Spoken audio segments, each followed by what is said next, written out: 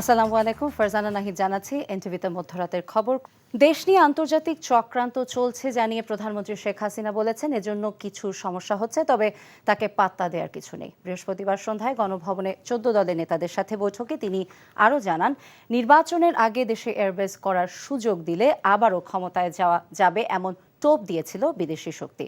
অর্থনীতির উপর চাপ আছে উল্লেখ করে প্রধানমন্ত্রী বলেন, বর্তমানের সবচেয়ে বড় সংকট মূল্যস্ফীতি, তবে রিজার্ভ নিয়ে দুশ্চিন্তার কিছু নেই। আরও জানাচ্ছেন মুকসেমুল হাসান।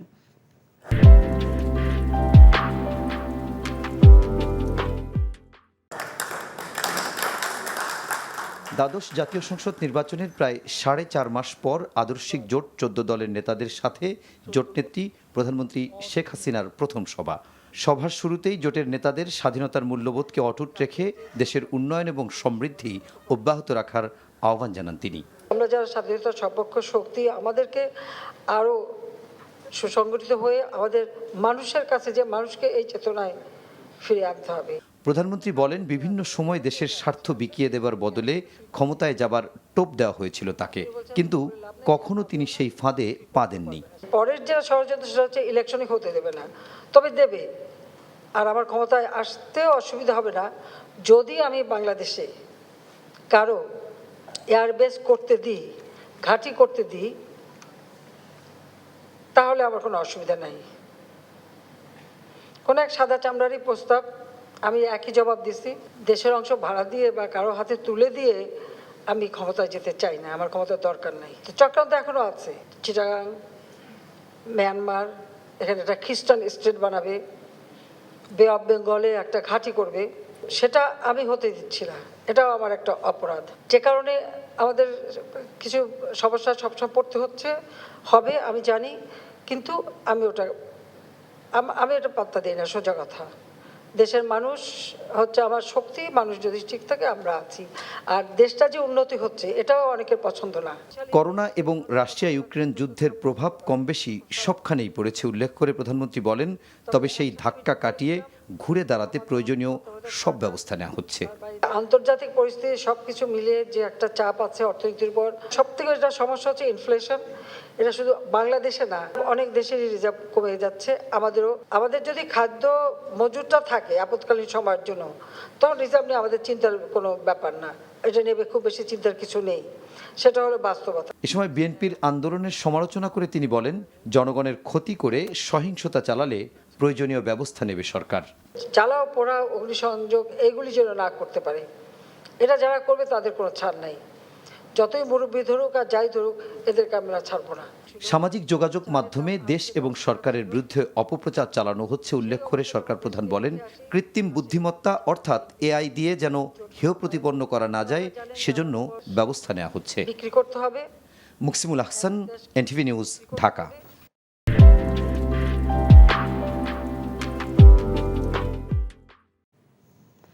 পুলিশের সাবেক আইজি বেনজির আহমেদের গোপালগঞ্জে ৮৩টি দলিলের সম্পত্তি জব্দ এবং ২৭টি ব্যাংক হিসাবের অর্থ ফ্রিজ করার আদেশ দিয়েছে আদালত। দুর্নীতি দমন কমিশন দুদকের আবেদনের পরিপ্রেক্ষিতে বৃহস্পতিবার বিকেলে ঢাকা মহানগর সিনিয়র স্পেশাল জজ মোহাম্মদ আশামস জগলুল হোসেনের আদালত এই আদেশ দেন। দুদকের পক্ষ থেকে আদালতে দায়ের করা আবেদনে অভিযোগ করা হয়, সাবেক আইজিপি বেনজির ক্ষমতার অপব্যবহার করে নিজের স্ত্রী এবং আত্মীয় স্বজনের নামে দেশে বিদেশে শত শত কোটি টাকার জ্ঞাত আয় বহির্ভূত সম্পদ অর্জন করেছেন। অনুসন্ধানের সুবিধার্থে দুদকের আইনজীবী বেনজিরের এসব সম্পদ মানি লন্ডারিং প্রতিরোধ আইন এবং দুর্নীতি দমন কমিশন বিধিমালার আলোকে জব্দ করার আর্জি জানান।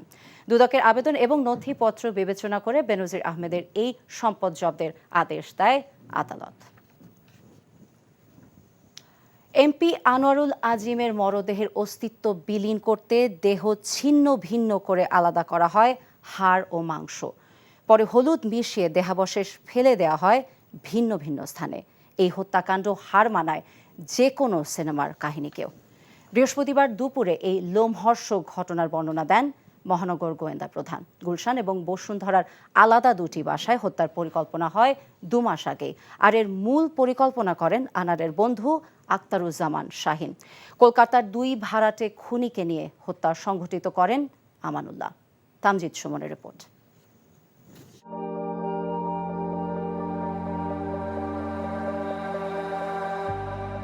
এ যেন ছকে বাঁধা পরিকল্পনায় হত্যাকাণ্ড, হার মানিয়েছে খুনের ভয়ঙ্কর ওয়েব সিরিজকেও।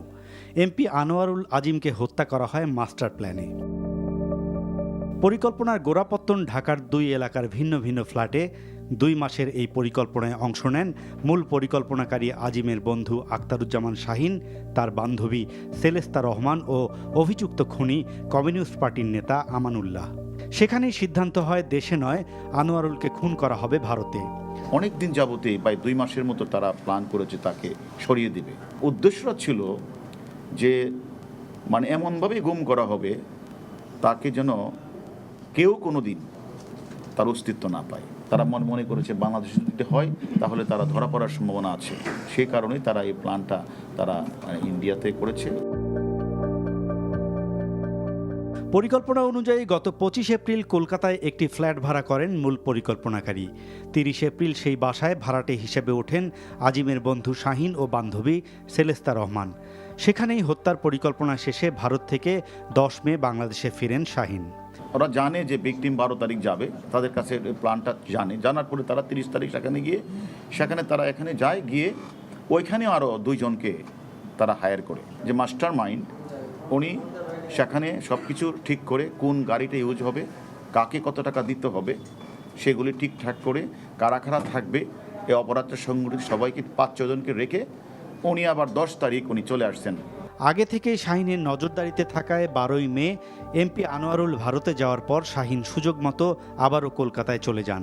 আর 13 মে পরিকল্পনা অনুযায়ী আনোয়ারুল আজিমকে ভাড়া করা ফ্ল্যাটে নিয়ে যান। 13 তারিখ ফয়সাল নামে একজন ব্যক্তি তাকে সাদা গাড়িতে রিসিভ করে হত্যাকাণ্ডটা সংগঠিত করেছে উনি, আর হচ্ছে আমাদের ভিকটিম আর ফয়সাল এই গাড়িতে ওঠে, আর ইন্ডিয়ান একজন ড্রাইভার ছিল, তাদেরকে নিয়ে ওই বাসায় যায়। জিহাদ অথবা জাহিদ এবং সিয়াম তারা আগে ভিতরে ছিল। আধা ঘন্টার মধ্যেই কিন্তু হত্যাকাণ্ডটি সংগঠিত হয়ে যায়। সেখানেই পরিকল্পনা অনুযায়ী হত্যা করা হয় এমপি আনোয়ারুলকে। হত্যার পর মরদেহ থেকে আলাদা করা হয়েছে হাড় ও মাংস, ফেলে দেয়া হয় ভিন্ন ভিন্ন স্থানে। 13 তারিখে কলকাতায় আনার সাহেবকে অত্যন্ত নৃশংসভাবে হত্যা করা হয়েছে, পৈশাচিকভাবে টুকরো টুকরো করে বিভিন্ন জায়গায় ফেলে দেওয়া হয়েছে। হাড্ডির সাথে মাংসকে আলাদা করে ফেলেছে। 2টা ব্রিফকেস করে ওই যে পাবলিক টয়লেটের কাছে একটা গাড়ি ওয়েট করছিল, ওইখানে গিয়ে ভারতীয় একজন ড্রাইভার নিয়ে তারা চলে যায়। বাকি মাংসগুলিকে বিভিন্ন পলিথিন বা বিভিন্ন ইয়েতে করে তারাও বের হয়ে যায়। গোয়েন্দা প্রধান হারুনার রশিদ বলছেন, হত্যাকারী সহ সেলেস্তা ও তানভীরকে আটক করা হয়েছে, আর মূল পরিকল্পনাকারী ঘটনার পরেই বিদেশে পালিয়ে গেছে। এদিকে বৃহস্পতিবার দুপুরে ভারতের পশ্চিমবঙ্গের রাজ্য পুলিশ আখতারুজ্জামানের ব্যক্তিগত সহকারী সিয়ামকে গ্রেপ্তার করেছে। রাজ্য পুলিশ সূত্র বলছে, আনোয়ারুল আজিমের লাশ গুম করার ক্ষেত্রে সিয়ামের ভূমিকা ছিল। Tamjid Suman, NTV news, Dhaka. বাংলাদেশ এবং ভারতের আর কেউ ঝিনাইদহ এমপি আনোয়ারুল আজিম আনারের হত্যাকাণ্ডে জড়িত কিনা সে ব্যাপারে তদন্ত করছে 2 দেশের পুলিশ। হত্যাকাণ্ডের ঘটনায় গ্রেফতার একজনকে ঢাকায় ডিবি কার্যালয়ে বৃহস্পতিবার রাতে আনা হয়েছে জিজ্ঞাসাবাদ করতে ভারত এবং বাংলাদেশের পুলিশ। পরে ভারতের প্রতিনিধি দলের সঙ্গে বৈঠক শেষে কথা জানান অতিরিক্ত পুলিশ কমিশনার হারুনুর রশিদ। এর আগে বৃহস্পতিবার বিকেলে ভারতীয় পুলিশের 4 সদস্য ঢাকায় এসে পৌঁছান। ঢাকায় ভারতীয় দূতাবাস হয়ে তারা ঢাকা মহানগর পুলিশের সদর দফতরে বৈঠক করেন। এরপর সন্ধ্যায় ডিবি কার্যালয়ে আসেন তারা। গোয়েন্দা সূত্র জানায়, আলোচিত এই ঘটনাটির তদন্তে বাংলাদেশের গোয়েন্দা পুলিশের 3 সদস্যের একটি প্রতিনিধি দল শিগগিরই কলকাতায় যাবেন। তারা ঘটনাস্থল পরিদর্শন সহ ভারতীয় পুলিশের কাছে আটক হওয়া আসামিদের জিজ্ঞাসাবাদ করতে পারেন। আসামি যে এখানে হত্যাকাণ্ডটি সংগঠিত করেছে এবং সেখানে তারা জিজ্ঞাসাবাদ করেছে, আমাদের কাছে যে তথ্যগুলি যেভাবে দিয়েছে তারা তাদের কাছে স্বীকার করেছেন এবং তারা সেই তথ্যগুলি শুনেছেন এবং তারা এই যে অপরাধীর কথা শুনেছেন এবং পাশাপাশি ওই দেশেও যিনি গ্রেপ্তার হয়েছেন ওনারা আমাদেরকে বলেছেন, তার মাধ্যমে তারা হয়তো শীঘ্রই চেষ্টা করছেন যেন ওই আসামিটাকে যে ডেড বডির যে বিভিন্ন পার্টগুলি কোথায় ফেলেছেন সেটা তারা হয়তো শীঘ্রই তারা বের করে ফেলতে পারবে। আনোয়ারুল আজিমকে কারা খুন করেছেন নিশ্চিত হলেও ভারতের কেউ জড়িত থাকার তথ্য এখনও মেলেনি বলে জানিয়েছেন স্বরাষ্ট্রমন্ত্রী আসাদুজ্জামান খান কামাল। বৃহস্পতিবার সচিবালয়ে এসব বলেন মন্ত্রী। সুনিশ্চিত হয়েছে তাকে হত্যা করা হয়েছে। যারা হত্যা করেছেন মানে তাদের মুখের থেকে আমরা এগুলি শুনেছি, কিন্তু ডেড বডিটা আমরা এখনো উদ্ধার করতে পারিনি। কারা হত্যা করেছেন তাদেরকেও আমরা চিহ্নিত প্রায় মানে কাছাকাছি এসে গিয়েছি। আমরা শুধু ঘোষণাটা দেব আমরা সম্পূর্ণ মানে একমত হতে পারলে, দুই দেশের গোয়েন্দারা একমত হতে পারলে। আমাদের এখানকার মানে মানুষ এখানে জড়িত আছে, ভারতের কেউ জড়িত থাকলে তাদের গোয়েন্দা আমাদেরকে জানাবে, তারাও এই জন্য সিরিয়াসলি কাজ করছেন। Thank you. কোনো টিম ভারতে যাবে কিনা? প্রয়োজন হলে যাবে, আমাদের গোয়েন্দাদের কাজই তো এটা। তদন্ত শেষ হবার আগেই ভারতীয় গণমাধ্যমের তথ্যের ভিত্তিতে কলকাতায় হত্যার শিকার সংসদ সদস্য আনোয়ারুল আজিমকে বাংলাদেশের গণমাধ্যম অপরাধী বানাচ্ছে বলে অভিযোগ করেছেন আওয়ামী লীগ সাধারণ সম্পাদক ওবায়দুল কাদের। রাজধানীর তেজগাঁওয়ে আওয়ামী লীগের ঢাকা জেলা কার্যালয়ে বৃহস্পতিবার এক অনুষ্ঠানে তিনি এমন অভিযোগ করেন। আওয়ামী লীগের যুব ও ক্রীড়া বিষয়ক উপকমিটি এই অনুষ্ঠানের আয়োজন করে। ৭৫ সালে জিয়াউর রহমান যোগ্য না থাকার পর অনেক আকুতি মিনতি করে বাকশালের ৭১ নম্বর সদস্য হয়েছিলেন বলে বিএনপি মহাসচিব মির্জা ফখরুল ইসলাম আলমগীরকে চ্যালেঞ্জ করেন আওয়ামী লীগ সাধারণ সম্পাদক। নিহত সংসদ সদস্য আনোয়ারুল আজিম জীবিত থাকাকালীন অবস্থায় তার বিরুদ্ধে কেউ কোনো অভিযোগ করেনি বলেও উল্লেখ করেন কাদের। অথচ দেশের গণমাধ্যমগুলো তার বিরুদ্ধে অপপ্রচার চালাচ্ছে বলেও অভিযোগ করেন তিনি। বলছেন কলকাতায় তাকে কি চোরা কারবারে কি, তা আমি সাংবাদিকদের বলি আপনারা কি তিনবার তিনি জাতীয় সংসদের এমপি নির্বাচিত হয়েছে, তখন আপনারা কি এই তথ্যটি পেয়েছিলেন? এখন ভারতীয় সাংবাদিকরা কোন তথ্য আনলো সেটার উদ্ধৃতি দিচ্ছেন কেন? আপনারা তো এই দেশের নাগরিক। সে যদি অপরাধী হয় সে অপরাধটা আপনাদের অনুসন্ধানী প্রতিবেদনে কেন এলো না? ৭ জানুয়ারি নির্বাচনের পর সরকার আরও বেশি কর্তৃত্ববাদী হয়ে উঠছে বলে অভিযোগ করেছেন বিএনপি মহাসচিব মির্জা ফখরুল ইসলাম আলমগীর। 4 মামলায় সাজাপ্রাপ্ত ঢাকা মহানগর উত্তর বিএনপির আহ্বায়ক কমিটির সদস্য রেজাউর রহমান ফাহিমকে কারাগারে পাঠানোর নিন্দা জানিয়ে বৃহস্পতিবার দেয়া বিবৃতিতে তিনি বলেন, রাষ্ট্র ক্ষমতা ধরে রাখতে বিএনপি ও এর অঙ্গ সহযোগী সংগঠনের নেতাকর্মীদের উপর ব্যাপক মাত্রায় দমন পীড়ন শুরু করেছে ক্ষমতাসীনরা। বিরোধী নেতাকর্মীদের কারাগারে পাঠানো এখন সরকারের প্রধান লক্ষ্য হয়ে দাঁড়িয়েছে অভিযোগ করে তিনি বলেন, নির্যাতন করে ক্ষমতা দীর্ঘায়িত করা যাবে না। দাবি করেন, জনগণ সরকারের দুঃশাসনে অতিষ্ঠ হয়ে ফুঁসে উঠেছে। পথ ভুলে বাংলাদেশে আসার প্রায় ৪০ বছর পর নিজ দেশে ফিরে গেলেন নেপালের নাগরিক বীর বাহাদুর। দুদেশের আইনি প্রক্রিয়া শেষে বৃহস্পতিবার বিকেলে তাকে স্বজনদের কাছে হস্তান্তরের সময় আবেগঘন পরিবেশের সৃষ্টি হয়। বাংলা বান্ধা ইমিগ্রেশন চেকপোস্ট দিয়ে ভারত হয়ে নিজ দেশে ফিরে যান নেপালের গোরখে বাঙ্গিনা এলাকার বাসিন্দা বীর বাহাদুর। এ সময় পঞ্চগড়ের তেঁতুলিয়া উপজেলা নির্বাহী কর্মকর্তা ফজলে রাব্বি, নেপালের দূতাবাসের উপরাষ্ট্রদূত মিস ললিতা সেলওয়াল সহ অন্যরা উপস্থিত ছিলেন। পুলিশ এবং এলাকাবাসী জানান, প্রায় ৪০ বছর আগে পথ ভুলে বাংলাদেশে আসার পর বিভিন্ন হোটেল রেস্টুরেন্টে ১০ বছর কাজ করেন বাহাদুর। পরে ৩০ বছর ধরে বগুড়ার দুপচাঁচিয়ায় একটি চাতালে কাজ করে আসছিলেন। সেখানে বাহাদুরকে নিয়ে স্থানীয় বাসিন্দাদের করা একটি ভিডিও সামাজিক যোগাযোগ মাধ্যমে ভাইরাল হলে তার পরিচয় শনাক্ত হয়। বরিশালে বকেয়া বেতনের দাবিতে আন্দোলনরত শ্রমিকদের উপর গুলির ঘটনায় ৪ জন শ্রমিক গুলিবিদ্ধ হয়েছে। পরে শ্রমিক আনসার এবং পুলিশের সংঘর্ষে আহত হয় একজন পুলিশ এবং ৫ আনসার সদস্য সহ অন্তত ২০ জন। গুলিবিদ্ধ ৪ শ্রমিককে সংকটাপন্ন অবস্থায় ঢাকায় পাঠানো হয়েছে। বৃহস্পতিবার বিকেলে নগরের বিসিক শিল্পনগরীতে থাকা রপ্তানিমুখী প্রতিষ্ঠান ফরচুন শু কারখানা চত্বরে এই সংঘর্ষ হয়। শ্রমিকেরা অভিযোগ করেন, তারা বিক্ষোভ করার সময় কারখানার নিরাপত্তার দায়িত্বে থাকা আনসার সদস্যরা কয়েক রাউন্ড গুলি বর্ষণ করে। এতে গুলিবিদ্ধ হন ৪ জন শ্রমিক। এরপর শ্রমিকেরা বিক্ষুব্ধ হয়ে ইট পাটকেল ছুটতে থাকে। পরে পরিস্থিতি নিয়ন্ত্রণে পুলিশ সেখানে যায়। এ সময় শ্রমিকদের ছোড়া ইটের আঘাতে কাউনিয়া থানার পুলিশ পরিদর্শক মোস্তাফিজুর রহমান এবং ৫ আনসার সদস্য আহত হয়েছে বলে জানা গেছে। কারখানাটি বিপিএল এর ফরচুন বরিশাল টিমের মালিক এবং বিসিক শিল্পনগরী ব্যবসায়ী সমিতির সভাপতি মিজানুর রহমানের। তৃতীয় ধাপে অনুষ্ঠেয় যশোর সদর উপজেলার সব পদের ভোট স্থগিত করেছে নির্বাচন কমিশন। আদালতের আদেশ বাস্তবায়নের লক্ষ্যে এই সিদ্ধান্ত নেওয়া হয়। নির্বাচন কমিশনের চিঠিতে বলা হয়েছে, যশোর সদর উপজেলায় চেয়ারম্যান পদে মোহাম্মদ শাহরুল ইসলাম আদালতে গেলে গত 13 মে মনোনয়নপত্র বৈধ ঘোষণার পাশাপাশি প্রতীক বরাদ্দের আদেশ পান তিনি। পরদিন নির্বাচন কমিশন আপিল করলে তাতে নো অর্ডার আদেশ আসে। এমন পরিস্থিতিতে নতুন প্রার্থীকে যুক্ত করে আদালতের আদেশ বাস্তবায়নে 29 মে অনুষ্ঠেয় সদর উপজেলার সব পদে নির্বাচন স্থগিত করা হয়। ঢাকা শহরে হিট ম্যানেজমেন্ট করতে ঢাকা উত্তরের পাশাপাশি ঢাকা দক্ষিণকেও সম্পৃক্ত করার আহ্বান জানিয়েছে উত্তর সিটি কর্পোরেশনের চিফ হিট অফিসার বুশরা আফরিন। বৃহস্পতিবার বিকেলে রাজধানীর গুলশানের হোটেল রেনাসাসে ব্র্যাক আয়োজিত তাপপ্রবাহে করণীয় শীর্ষক সেমিনারে অংশ নিয়ে তিনি কথা বলেন। তিনি জানান, সংশ্লিষ্ট সব কর্তৃপক্ষের সমন্বয় ছাড়া উত্তর সিটি কিংবা কারো একার পক্ষে ঢাকার তাপমাত্রা দীর্ঘমেয়াদে সহনীয় পর্যায়ে আনা সম্ভব নয়। এছাড়া ঝুঁকিপূর্ণ জনগোষ্ঠীর জন্য অগ্রাধিকার ভিত্তিতে সিদ্ধান্ত নেওয়ার আহ্বান জানান বুশরা।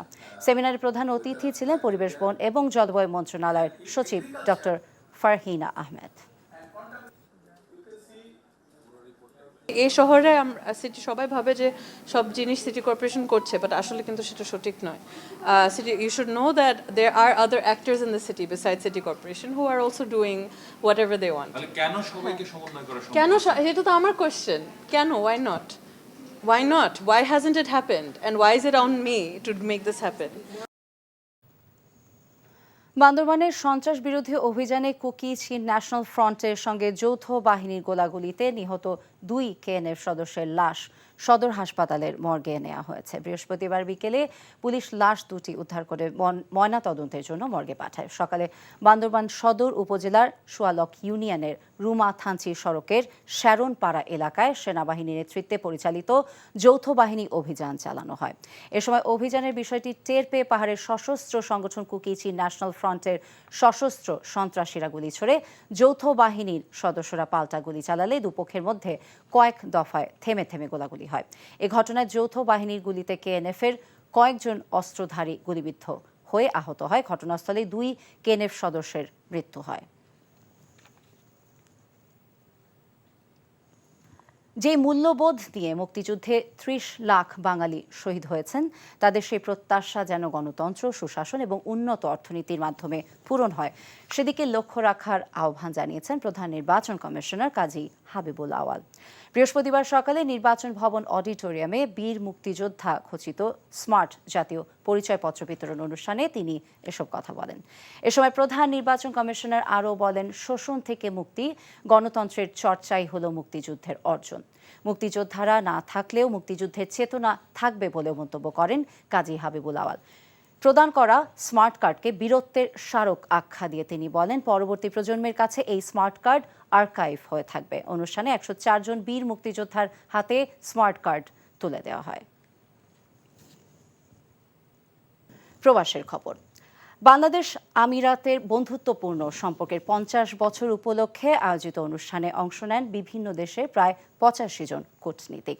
এনটিভি আমিরাত প্রতিনিধি মামুনুর রশিদ জানান, আবুধাবির অনুষ্ঠানে দেশটিতে নিযুক্ত বাংলাদেশের রাষ্ট্রদূত মোহাম্মদ আবু জাফরের আমন্ত্রণে প্রধান অতিথি হিসেবে উপস্থিত ছিলেন আমিরাতের পররাষ্ট্র প্রতিমন্ত্রী সুলতান আল শামসি।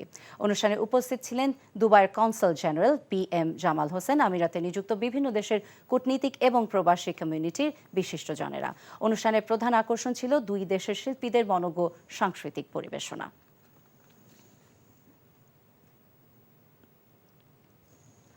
কাতারে বাড়ছে প্রবাসী বাংলাদেশিদের বিনিয়োগ, এতে কর্মসংস্থান তৈরির পাশাপাশি বাড়ছে রেমিটেন্স প্রবাহ। এনটিভি কাতার প্রতিনিধি আমিনুল হক কাজল জানান, প্রবাসে স্বদেশি পণ্যের ব্র্যান্ডিং এবং কর্মসংস্থান সৃষ্টির লক্ষ্যে দোহার অদূরে বাংলাদেশে অধ্যুষিত পূর্ব ওয়াকরা এলাকায় মুনতাকিম সুপারমার্কেট চালু করেছেন প্রবাসী 2 উদ্যোক্তা শফিকুল ইসলাম মামুন এবং নাজমুল হোসেন মুরাদ। উদ্যোক্তাদের সাথে নিয়ে প্রতিষ্ঠানটি উদ্বোধন করেন কাতারি স্পন্সর ফারেজ।